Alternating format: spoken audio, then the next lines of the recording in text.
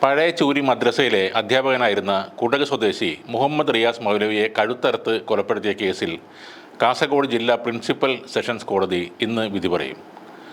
Intelligence റിപ്പോർട്ടിൻ്റെ അടിസ്ഥാനത്തിൽ Kasaragod police സുരക്ഷ എല്ലായിടത്തും ശക്തമാക്കിയിട്ടുണ്ട്. അവധിയിൽ പോയ എല്ലാ ഉദ്യോഗസ്ഥരെയും തിരികെ വിളിച്ചതായാണ് വിവരം. കോടതിക്ക് അകത്തേക്ക് പ്രവേശിക്കുന്നവരെ കർശനമായ പരിശോധനയ്ക്ക് വിധേയമാക്കും. അഭിഭാഷകരോടും മറ്റും തിരിച്ചറിയൽ കാർഡ് കൈവശം വെക്കാൻ നിർദ്ദേശം നൽകിയിട്ടുമുണ്ട്. അഭിഭാഷകർക്ക് അവരുടെ കാറിൽ കക്ഷികളെ സാധാരണ കൊണ്ടുവരുന്ന പോലെ കോടതി വളപ്പിലേക്ക് കൊണ്ടുപോകാനും അനുവാദമില്ല. കാസർകോട്ടെ പ്രധാനപ്പെട്ട എല്ലാ പ്രദേശങ്ങളിലും പോലീസിൻ്റെ നിരീക്ഷണമുണ്ടാകും. 2019 കേസിൻ്റെ വിചാരണ ജില്ലാ പ്രിൻസിപ്പൽ സെഷൻ കോടതിയിൽ ആരംഭിച്ചത്. കേസിൻ്റെ വിചാരണയും അന്തിമവാദവും തുടർ നടപടികളും അടുത്തിടെയാണ് പൂർത്തിയായത്.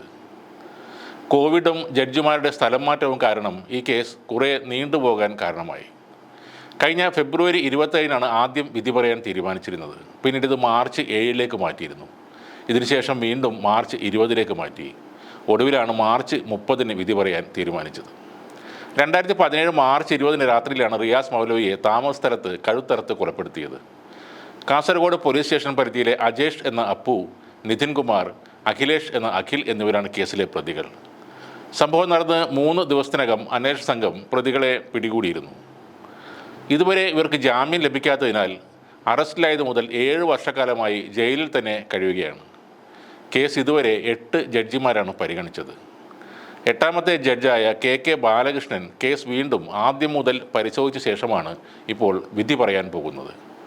കണ്ണൂർ ക്രൈംബ്രാഞ്ച് SP ഡോക്ടർ ശ്രീനിവാസിൻ്റെ നേതൃത്വത്തിലുള്ള പ്രത്യേക സംഘമാണ് ഇതിൽ അന്വേഷണം നടത്തി കുറ്റപത്രം സമർപ്പിച്ചത്. സാമുദായിക സംഘർഷം ഉണ്ടാക്കണം എന്ന ഗൂഢ ലക്ഷ്യത്തോടെയാണ് പ്രതികൾ കൊലപാതകം നടത്തിയതെന്ന് അന്വേഷണ സംഘം കോടതിയിൽ സമർപ്പിച്ച കുറ്റപത്രത്തിൽ പറയുന്നുണ്ട്. ആദ്യം കോഴിക്കോട്ടെ പ്രമുഖ ക്രിമിനൽ അഭിഭാഷകൻ M. അശോകനെ ഈ കേസിൽ സ്പെഷ്യൽ പ്രോസിക്യൂട്ടറായി സർക്കാർ നിയമിച്ചിരുന്നു.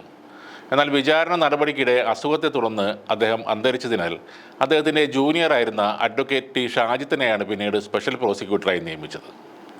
കേസിൻ്റെ വിചാരണ വേളയിൽ 97 സാക്ഷികളെ കോടതി വിസ്തരിച്ചിരുന്നു. 215 രേഖകളും 45 തൊണ്ടി മുദ്രകളുമാണ് കോടതിയിൽ സമർപ്പിച്ചത്. കേരളം കാതോർത്തിരിക്കുന്ന ഒരു വിധിയാണ് കോടതിയിൽ നിന്ന് ഇന്ന് വരാൻ പോകുന്നത്. മൗലവി എന്ന് കേൾക്കുമ്പോൾ വയസ്സായ അല്ലെങ്കിൽ ഒരു മധ്യവയസ്കനായ ഒരാളുടെ രൂപമായിരിക്കും ആദ്യം മനസ്സിൽ കടന്നു വരുന്നത്. എന്നാൽ റിയാസ് മൗലവി 27 വയസ്സുള്ള ഒരു ചെറുപ്പക്കാരനായിരുന്നു. അദ്ദേഹം പള്ളിക്കകത്തുള്ള തൻ്റെ മുറിയിൽ കിടന്ന് ഉറങ്ങുമ്പോഴാണ് ഈ ക്രൂരമായ കൊലപാതകം നടന്നത്.